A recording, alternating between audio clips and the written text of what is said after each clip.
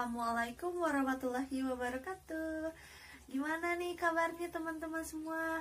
Semoga sehat selalu ya, dan selalu dilindungi oleh Allah SWT, dan juga kesehatan intinya. Nah teman-teman, di sini kelompok kami yang akan sedikit menjelaskan atau memaparkan tentang apa sih itu sindrom Down. Enggak saya sendiri kok, ada teman-teman yang lain juga. Ada Romi, ada Nadia, ada Listi, ada Astrid, ada Nisa, dan ada yang lainnya, dan ada Anggit. Nah untuk itu kita simak videonya.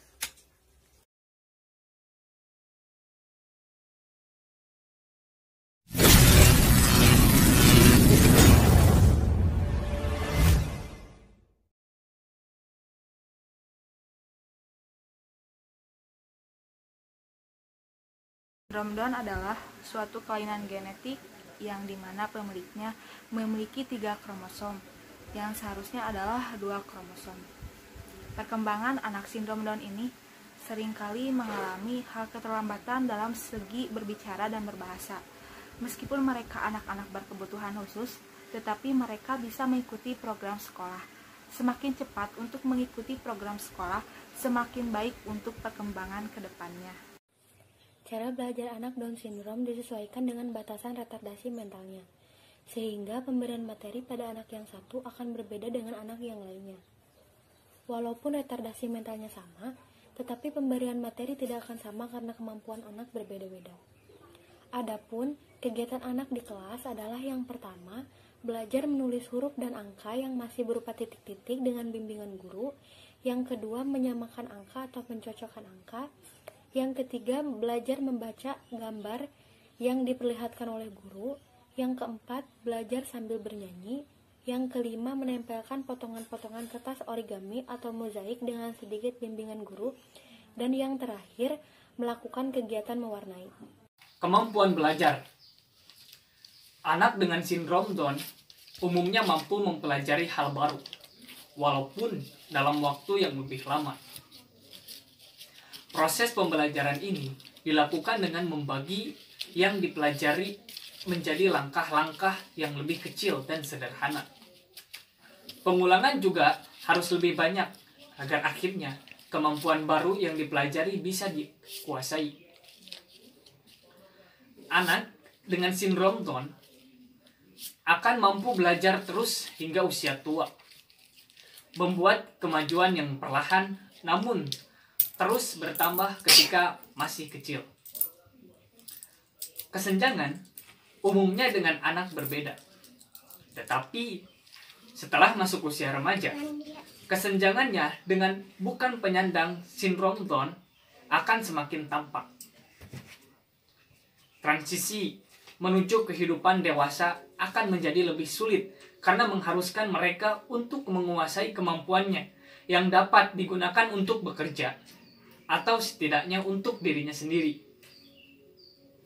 Jangan mengukur kesuksesan anak dengan sindrom Down lewat prestasi akademik, tetapi bagaimana mereka dapat hidup dengan mandiri. Intervensi dini pada umumnya anak dengan sindrom Down bisa mengikuti kegiatan pendidikan di taman bermain atau taman kanak-kanak bersamaan dengan anak sebayanya. Dengan mengamati anak yang lain, mereka mampu belajar banyak.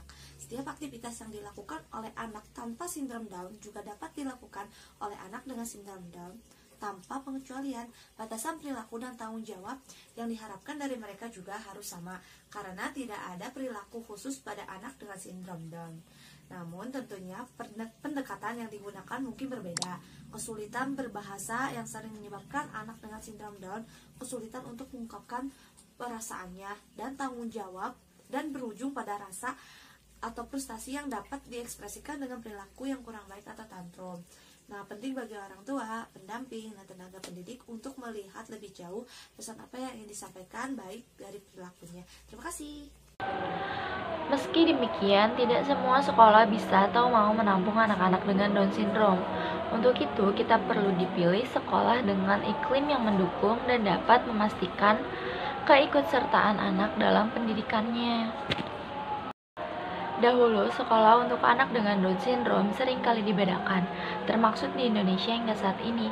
Namun, sebuah studi di Amerika Serikat menunjukkan bahwa anak dengan Down syndrome ternyata bisa berkembang dengan baik jika bersekolah di sekolah biasa bersama dengan anak sebayanya.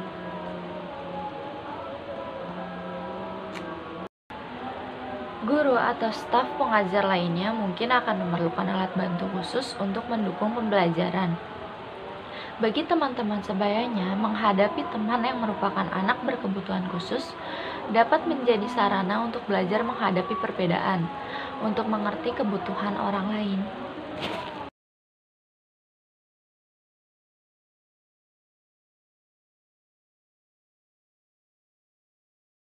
Agilnya lihat, agilnya kakak ini kan 1, 2, 3, 4.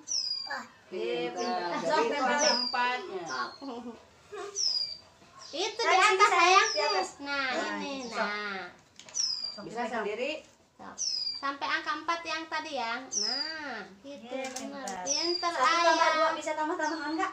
1 tambah 2 berapa? 3. Nih, 1, 2, 3. Pintar. 2 tambah 3 berapa? Salah. Itu 5. Berapa?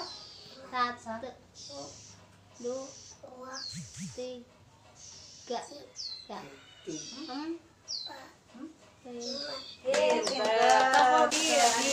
Jempolnya. Ini. Jempol. Sih. Itu ke sana. Jempol tangannya. Nah. Ya, lihat teteh. Lihat.